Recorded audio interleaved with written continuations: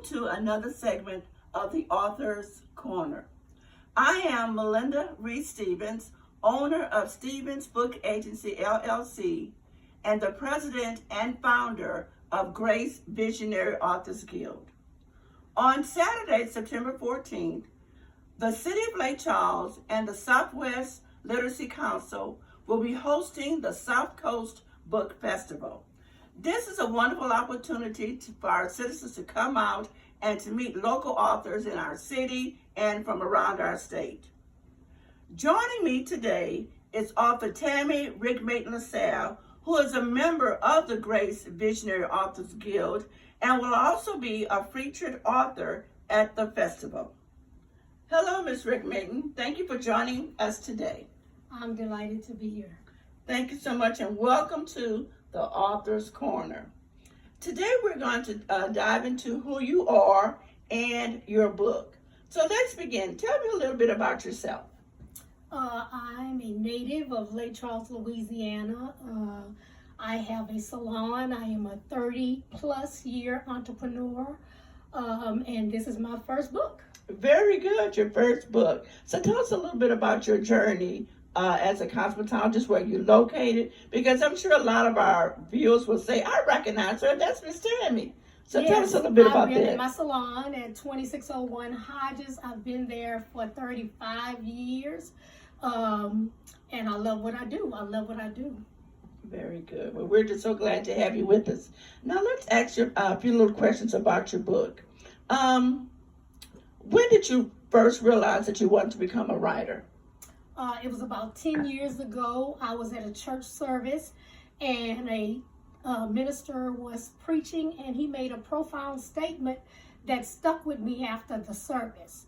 And one of the things that he said was that there were several books that were in the graveyard, bestsellers in fact.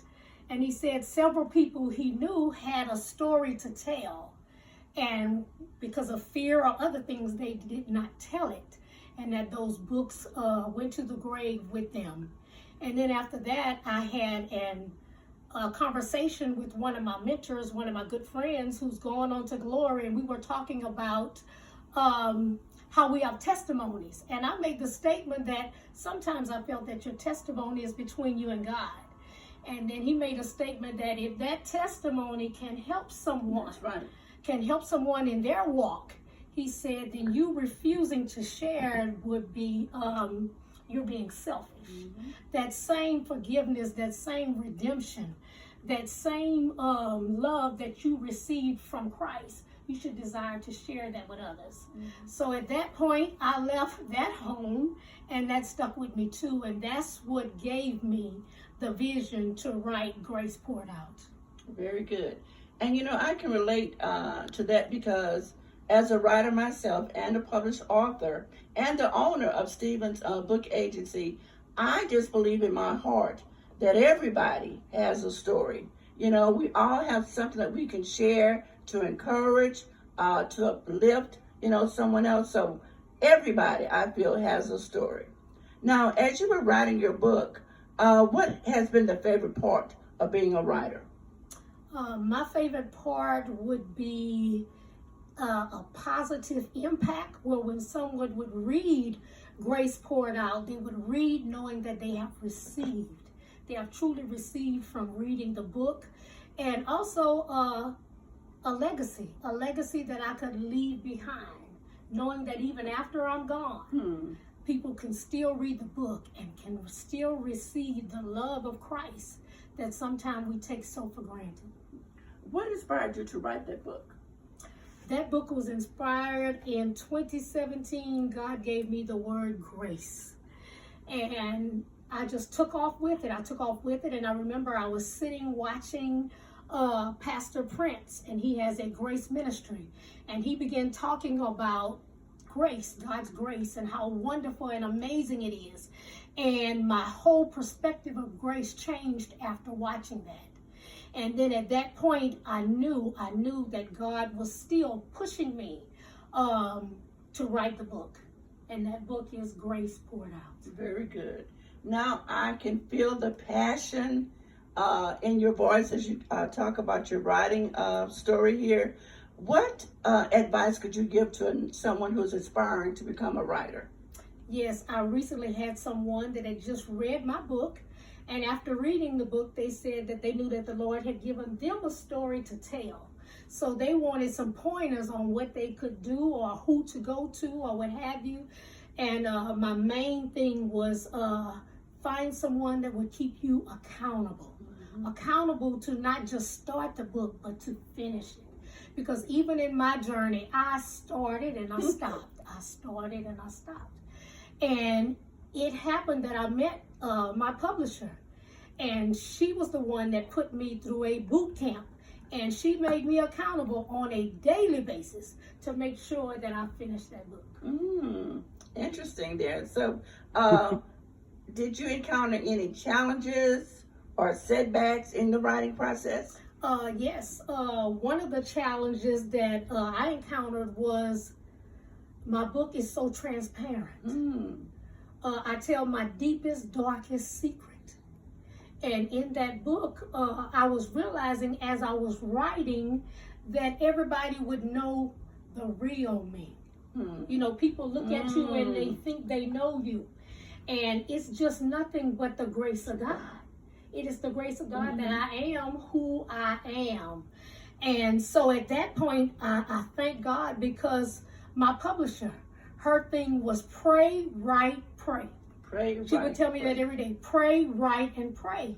And she would keep me accountable to it. So when I would get frustrated or when I didn't know what to write, I would go and pray. And so it was pray, write, pray. Pray, write, pray. Pray, write, pray. Now, without going into too much detail, can you just share a moment from your personal life that you feel can help you relate the book to our listeners? Oh, yes. In this life, we all have secrets. We all do. And most of the time, they are hidden. They are hidden. But when God allows us to reveal those secrets, knowing that we can reveal them and be naked and not ashamed. And that's exactly what happened with me. When I looked at Paul and how Paul was a murderer of Christians, and then God changed Jesus. He had an encounter with Jesus, and that encounter changed his life. And I saw even other people in the Bible. I saw the Samaritan woman, and how when she met Jesus at the well, he knew about all of her husbands. He knew about all of the things that she had done, and he still desired to be with her, to have an encounter with her and forgive her. And then the woman that committed adultery, when she had a secret, and then the secret was open to everybody because they pulled it in front of everybody, Jesus said, let him without sin cast the first stone. And they all walked away. So after all of that, I knew that I had the ability and the authority to tell my secret. And my secret was, as a young woman, I aborted my baby.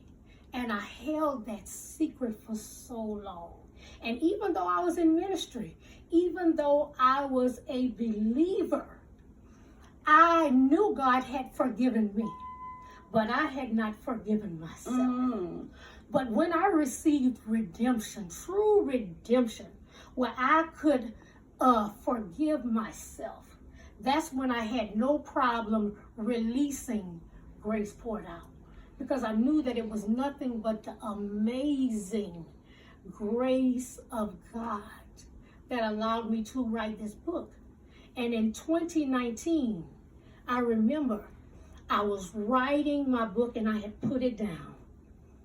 And I had went to a service at UCF. And at that service, I didn't even know they were going to crown a queen. And I was sitting at the back of the church because I was at work. I went on my break and I had to go back to work.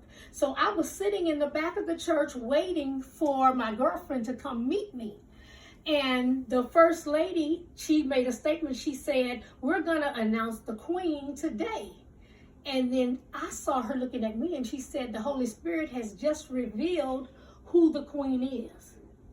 And I'm looking at her, she's looking at me, and all of a sudden these ladies come on the side of my pew and they ask me to come forward. And when I began to walk forward, they began throwing rose petals at my feet. And then as I get close to the stage, there's dancers who began serenading me. And they placed a robe around me. And she placed a crown on my head. And she put a sash across my shoulder. And then she brought me dozens, I think it was about 3 dozen roses.